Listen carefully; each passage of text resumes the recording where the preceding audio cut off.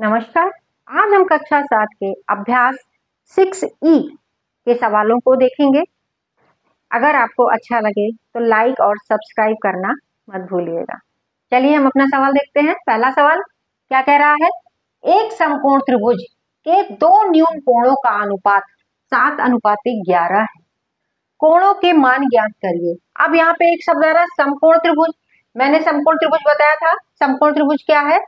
जिस त्रिभुज का एक कोण 90 डिग्री का हो वह समकोण त्रिभुज कहलाता है। जैसे ये 90 डिग्री का है यहाँ पे, तो ये 90 डिग्री, ये हमारा क्या हो गया? समकोण त्रिभुज है। और दो न्यून कोणों का, न्यून कोण किसे कहते हैं? 90 अंश के कम के कोण को न्यून कोण कहते हैं। यानी कि ये दो कोण हमारे क्या हो गए? न्यून कोण हो गए। अब एक त्रिभुज के तीनों कोणों का योग कितना होता है? 180 अंश होता है। अब एक कोण ये 90 अंश का निकल गया, तो बाकी दो कोणों का योग, ये देखिए 190 बचा, बाकी इन दो कोणों का योग कितना होगा? 90 डिग्री होना चाहिए। ठीक, अब हम अपने सवाल को देखते हैं। ये बात समझ में आ गई होगी आपको। क्या कह रहा है? समकोण त्रिभुज के दो न्यून कोणों का अनुपात, अगर अनुपात में सवाल इस तरह के दिए होते हैं तो अनुपात से ही हम उसके सवालों को हम हल करेंगे और उसी से को मान करके, उसी को आधार मान करके हम अपने सवालों को देखेंगे। ठीक है, मानेंगे। अब देखिए क्या कह रहा है? दो न्यून कोणों का अनुपात, न्यून कोण का अनुपात दिया है, तो इस न्यून कोण को इसी की सहायता से हम मानेंगे। ठीक है, माना पहला न्यून कोण, अगर इसको माने तो ये मान लिया तो ये 7x, और दूसरा क्या हो जाएगा?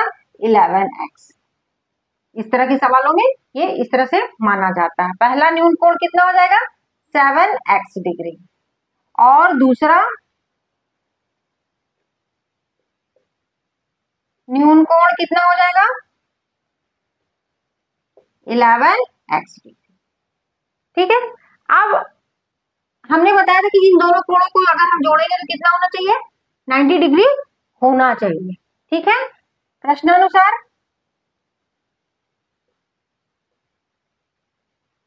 ठीक, यानी कि दोनों न्यून कोण को हम जोड़ दें, 7x plus 11x degree is equal कितना होना चाहिए? 90 डिग्री होना चाहिए। ठीक, ये हो जाएगा 18x degree is equal 90 degree, तो x डिग्री हो जाएगा 90/18, यहाँ पे आ जाएगा 5। x की वैल्यू कितनी आ गई? 5 डिग्री।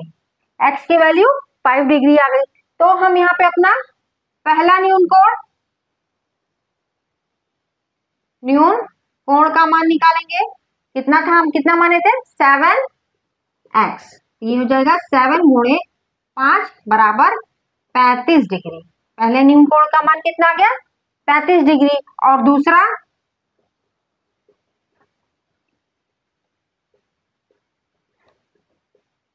कितना है? 11x। तो 11 गुणे 5 कितना गया? 55 डिग्री। यही हमारा आंसर कितना हो जाएगा? 35 डिग्री और 55 डिग्री, ये हमारे आंसर हो जाएंगे। दूसरा सवाल क्या कह रहा है? दो कोटिपूरक कोणों का अंतर 20 डिग्री है, प्रत्येक कोण की माप बताइए। यहाँ पे एक शब्द आ रहा है कोटिपूरक कोण, जो आप लोग जानते हैं। कोटिपूरक कोण किसे कहते हैं? दो कोण जब जुड़कर 90 डिग्री के हो जाएं तो वो एक दूसरे के कोटिपूरक होते हैं। यानी कि कोई भी कोण हो a प्लस बी, यानी दो कोण है, दोनों कोणों का योग कितना होना चाहिए? 90 डिग्री हो गए, तो ये एक दूसरे के क्या होंगे? कोटिपूरक होंगे। माना कि a बराबर 50 है तो दूसरा क्या होगा? 40 होगा इस 90 करने के लिए। यानी कि इसका कोटिपूरक कोण ये और इसका कोटिपूरक कोण ये कहलाएगा। यानी कि दो कोटिपूरक कोणों में क्या है? दो कोणों का योग कितना होना चाहिए? 90 डिग्री होना चाहिए। चलिए हम देखते हैं। माना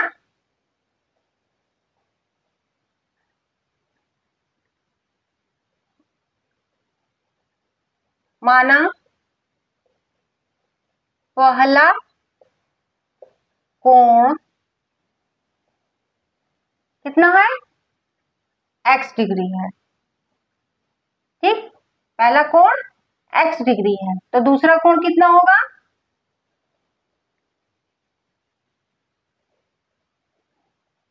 तो दूसरा कोण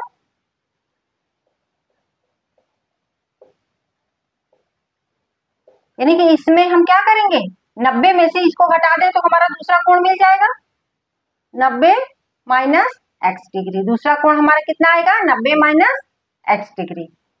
ठीक है, अब ये क्या कह रहा है, कोटि पूरक कोणों का अंतर कितना है, 20 है। तो यहाँ पे प्रश्नानुसार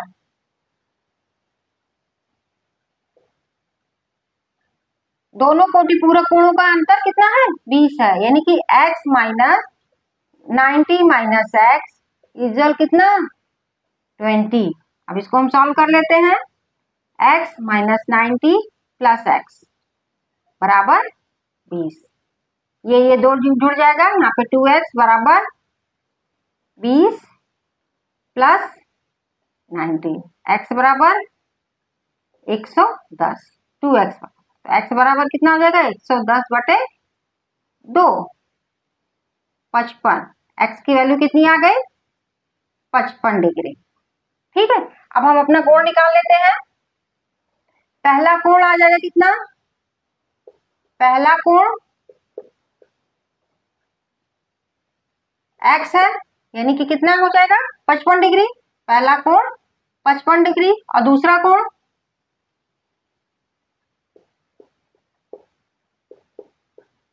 कितना है, 90 माइनस एक्स, यानी कि 90 माइनस एक्स डिग्री है। तो 90 माइनस 55, ये आ जाएगा कितना, 35 डिग्री।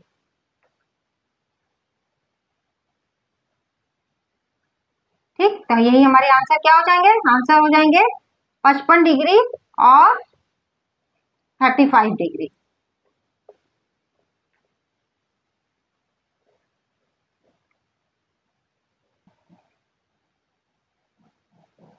तीसरा सवाल क्या कह रहा है, दो समपूरक कोणों का अंतर 40 डिग्री है, प्रत्येक कोण की माप क्या है। अब यहाँ पे आ गया समपूरक कोण। समपूरक कोण किसे कहते हैं, दो कोण जिसको जोड़ने पर 180 अंश प्राप्त हो, वो एक दूसरे के क्या होते हैं, समपूरक। समपूरक कोण यानी कि a प्लस बी बराबर कितना होना चाहिए, 180 डिग्री। ठीक है, ये है। तो हम मानते हैं हल माना पहला कोण कितना हो, x डिग्री है, तो हो गया। अब दूसरा कोण,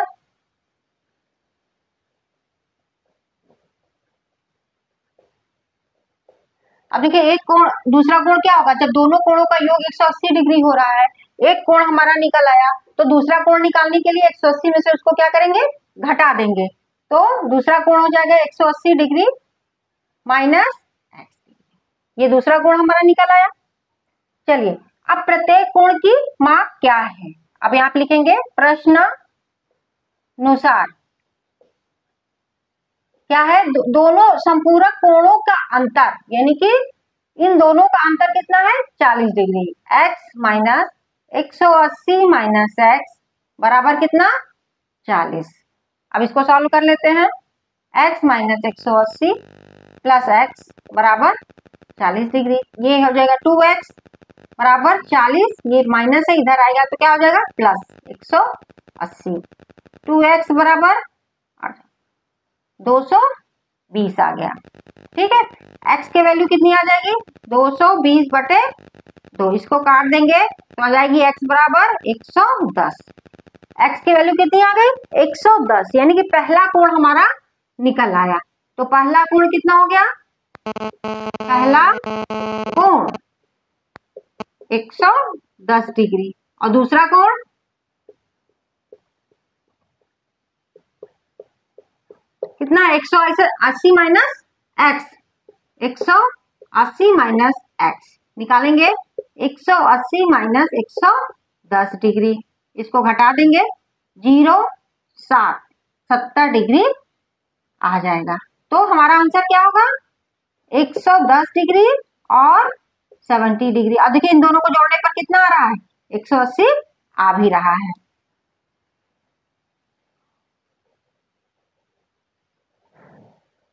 चौथा सवाल, इस अभ्यास का लास्ट सवाल, चलिए देखते हैं।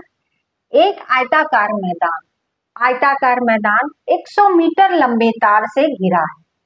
यदि मैदान की लंबाई उसकी चौड़ाई की 1.5 गुनी है तो मैदान की लंबाई और चौड़ाई अलग अलग ज्ञात कीजिए। सबसे पहली बात, आयताकार मैदान, आयताकार यानी कि आमने सामने की भुजाएं बराबर होंगी। ये एक आयताकार मैदान हो गया। ये क्या कह रहा है? 100 मीटर लंबे तार से घिरा, यानी कि जो तार है वो यहां से बंध के ऐसे ऐसे आके के पूरे यहाँ पे, यानी कि चारों तरफ की दूरी और किसी भी आयत, वर्ग या इस तरह कोई भी के चारों तरफ की बात आती है तो वो उसका क्या कहलाता है? परिमाप कहलाता है। ठीक है। अब क्या है? ये 100 मीटर लंबे तार से घिरा हुआ है चारों तरफ, तो ये इसका क्या हो जाएगा? परिमाप हो जाएगा। ये आयताकार है तो आयत का परिमाप, ये आप लोग पढ़ चुके हैं पहले। परिमाप क्या होता है? 2 गुणे लंबाई धन चौड़ाई, ये सूत्र होता है। ठीक है। अब चलिए हम अपने सवाल पे आते हैं। क्या कह रहा है? आयताकार मैदान 100 मीटर लंबे तार से घिरा है। यदि मैदान की लंबाई उसकी चौड़ाई की 1.5 गुनी है, चौड़ाई की 1.5 गुनी है, तो यानी कि हम सबसे पहले क्या मानेंगे? चौड़ाई। माना चौड़ाई बराबर x मीटर है। ठीक। तो मैदान की तो फिर लंबाई कितनी हो जाएगी? लंबाई क्या कह रहा है? 1.5 गुनी। 1.5 गुनी का मतलब 1 सही 1/2। इसको हम 3/2 भी लिख सकते हैं और इसको भाग कर दे तो 1.5 भी लिख सकते हैं, कुछ भी। ठीक है। तो यहाँ पे हम लिख लेते हैं 1.5 x मीटर। चौड़ाई और लंबाई दोनों वैल्यू हम मान लिए। ठीक। अब हमें निकालना, हम जान रहे हैं आयत का परिमाप। आयत का परिमाप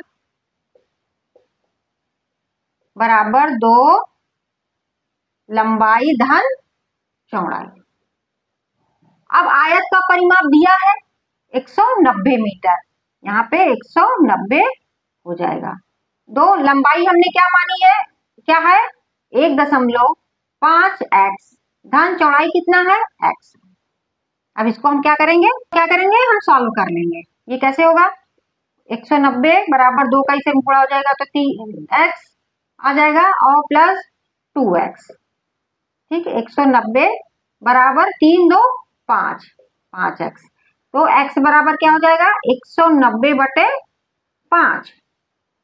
5 तिहाई 15 और 5 8 40। कितना आ गया x की वैल्यू? 38। x की वैल्यू 38 मीटर।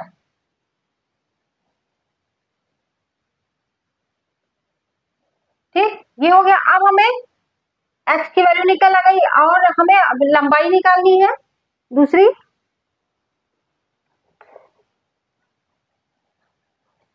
देखते हैं ये। अब हम क्या करें? लंबाई निकालने। चौड़ाई कितनी हो गई? बराबर x, ये कितना निकल आया? 38 मीटर। 38 मीटर निकल आया। अब चौड़ाई हो गई। अब क्या निकालना है? लंबाई। लंबाई कितनी है? 1.5x, यानी कि 1.5x कितना निकला हमारा x की वैल्यू? 38। इसको हम गुणा कर देंगे, कितना हो गया? 570। 15 20 ये हो गया। यहाँ पे दशमलव आ जाएगा, यानी कि 57 मीटर। आंसर क्या हो जाएगा? 38 मीटर और 57 मीटर। 38 मीटर और 57 मीटर, यही हमारा आंसर होगा।